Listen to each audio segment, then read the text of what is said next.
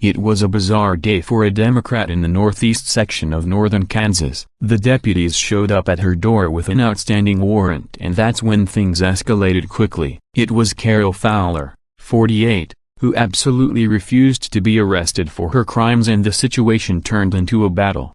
It's amazing she didn't get shot, but that was probably the next step, as she went from peaceful to acting like a deranged demon who would not go down without a fight. If the cops came knocking and looking for a fight, then they surely got one. However, the cops probably just thought this would be a peaceful arrest that would end up getting resolved in court and people would go about their business later. Little did they know they would have to break out the tasers and handle this 48-year-old Democrat as she picked a fight with the police. This fight apparently lasted almost 3 days. As she was fighting with the cops at the location, they tasered her to get her under control.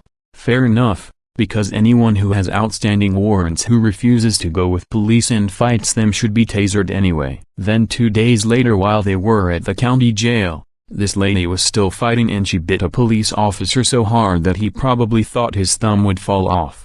I guess Duran wasn't kidding when they said she's a man-eater. At what point does a 48-year-old woman with outstanding warrants decide to act like an adult? Apparently not on these days. Fowler, 48, helps govern the town of Huron in northeast Kansas. She is one of 5 city council members, according to the Atchison County website.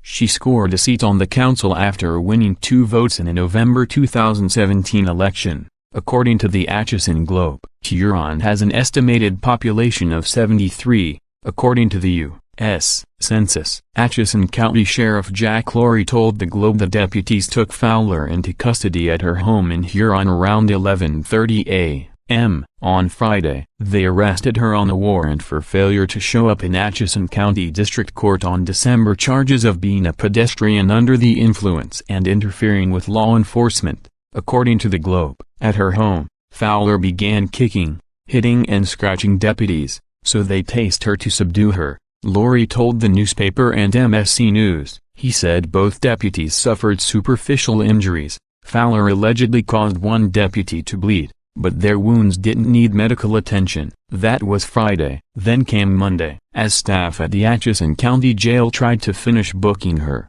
Fowler fought again, Lowry told MSC News, as jail officers tried to get her to remove her jewelry and other personal items. She bit a corrections officer on the thumb, the sheriff told MSC. They had 5 officers in there and it was a struggle for all of them to get her to comply. Lowry told MSC, she was able to get a hold of one of the correction officer's thumbs with her teeth and actually broke the bone in his thumb. The deputy was treated at the hospital, Lowry told the website, but will need ongoing treatment. Fowler faces a slew of charges stemming from what's transpired over the last few days. She was supposed to be in court on Monday to face charges stemming from her alleged assault at her home against the 2 deputies, but that appearance was rescheduled because of her emotional and physical condition, County Attorney Jerry Kuckelman told the Globe. Kuckelman's office told MSC News that Fowler has been charged with 2 counts of battery on a law enforcement officer,